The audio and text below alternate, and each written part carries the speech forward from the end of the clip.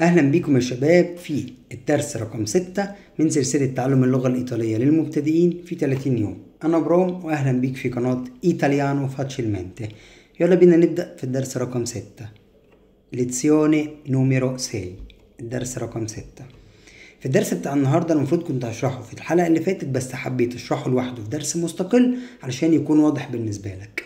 النهاردة هناخد حاجة مهمة من تعلم أي لغة ومن أساسيات تعلم أي لغة، هي الأسماء. الأسماء يا شباب زي ما احنا عارفين في أي لغة في العالم فيها أسماء مذكرة وأسماء مؤنثة. أسماء مذكرة وأسماء مؤنثة. يلا بينا نبدأ على طول. أغلب الأسماء المذكرة في اللغة الإيطالية يا شباب بتنتهي بحرف الأو.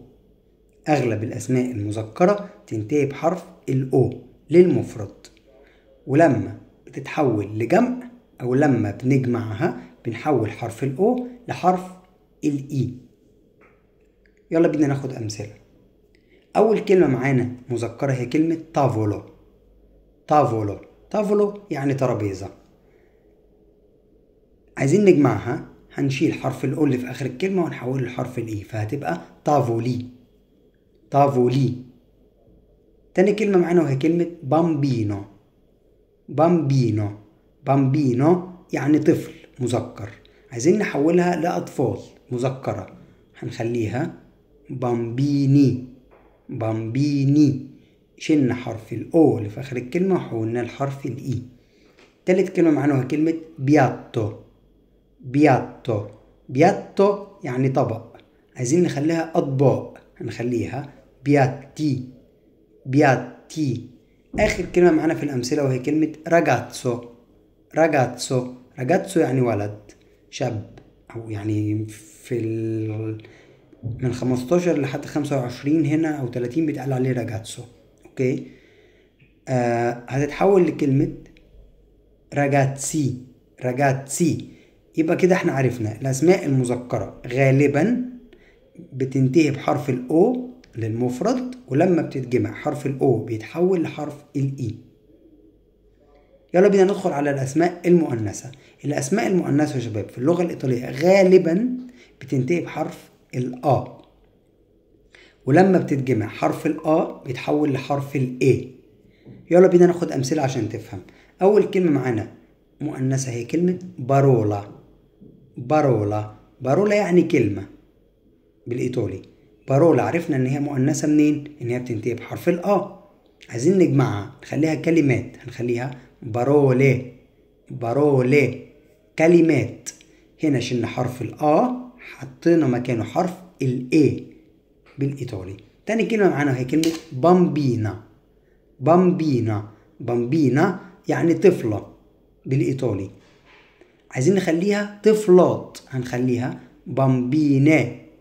بامبينة طفلات. شلنا حرف الآ وحطينا مكانه حرف الإي. تالت كلمة معانا هي كلمة فوركيتا. فوركيتا. فوركيتا يعني شوكة. شوكة مؤنثة عشان بتنتهي بحرف الآ. عايزين نخليها شوك هنشيل حرف الآ ونحط مكانه حرف، برافو عليك، الإي، فهتبقى فوركيتي. فوركيتي شوك. آخر كلمة معانا في الأمثلة هي كلمة راجاتسا. راجاتسا. راجاتسا يعني بنت. أوكي. بنت في من سن المراهقة لحد الثلاثينات برضو زي الأولاد. عايزين نجمعها هنخليها بنات هنقول راجاتسي. راجاتسي. بنشيل حرف الآ اللي في آخر الكلمة ونحط مكانه حرف الإي. برافو عليك. وطبعا أنا كنت بقول غالبا. ليه كنت بقول أغلبية الكلمات أو أغلبية الأسماء المذكرة بتنتهي بحرف الأو وأغلبية الأسماء المؤنثة بتنتهي بحرف الآ؟ وليه كنت بقول أغلبية؟ هي دي القاعدة. بس طبعا زي ما احنا كلنا عارفين في أي لغة في شواذ لكل قاعدة.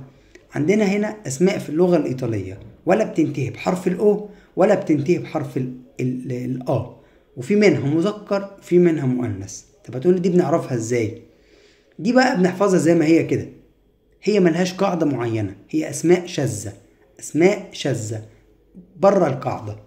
يلا بينا ناخد أمثلة على أسماء مذكرة بتنتهي بحرف الA وأسماء مؤنثة بتنتهي بحرف الA عامة، سواء في الكلمات الشاذة، في الأسماء الشاذة اللي بتنتهي بحرف الA سواء مذكرة أو مؤنثة، لما بتتجمع حرف الA بيتحول لحرف الE.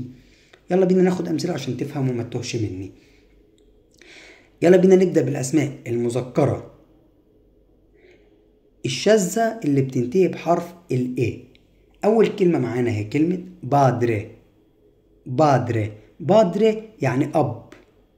دي كلمة مذكرة ومش بتنتهي بحرف الأو، بتنتهي بحرف الA، يبقى دي كلمة شاذة. هنعرفها ازاي؟ قلنا هنحفظها زي ما هي كده. طب عايزين نجمعها، نقول آباء، هنخليها بادري، بنشيل حرف الA ونحط مكانه حرف الE. تاني كلمة معانا في الأسماء الشاذة هي كلمة دينتي يعني سنة في اللغة الإيطالية مذكرة، وهنا بتنتهي بحرف الA، دي كلمة شاذة. فهنا عايزين نجمعها، هنخليها أسنان، هنخليها دينتي، هنشيل حرف الA ونحط مكانه حرف الE، ودي كلمة مذكرة شاذة مش بتنتهي بحرف الأو، بتنتهي بحرف الA عادي، ودي كلمة شاذة بره القاعدة.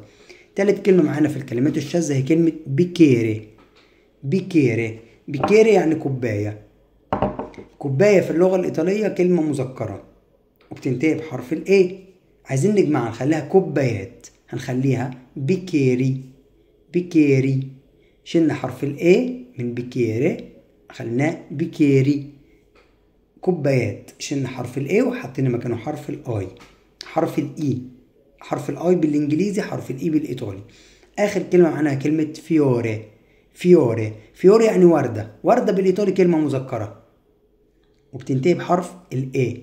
عايزين نجمعها، نخليها ورود أو ورد، هنقول فيوري، شلنا حرف الA وحطينا مكانه حرف الE، ودي كلمة شاذة مذكرة بتنتهي بحرف الA، ولما بنجمعها بنخلي حرف الA حرف الE.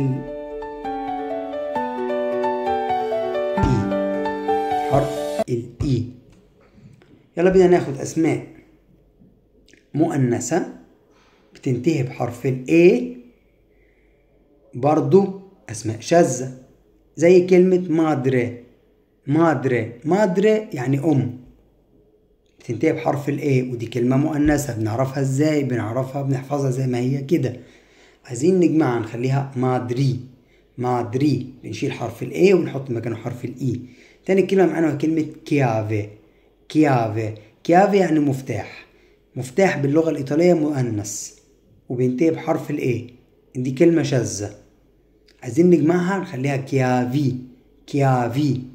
تالت كلمة معانا هي كلمة ستاتسيوني يعني محطة بالإيطالي، ودي كلمة مؤنثة. عايزين نجمعها، خليها محطات، هنقول ستاتسيوني يعني محطات.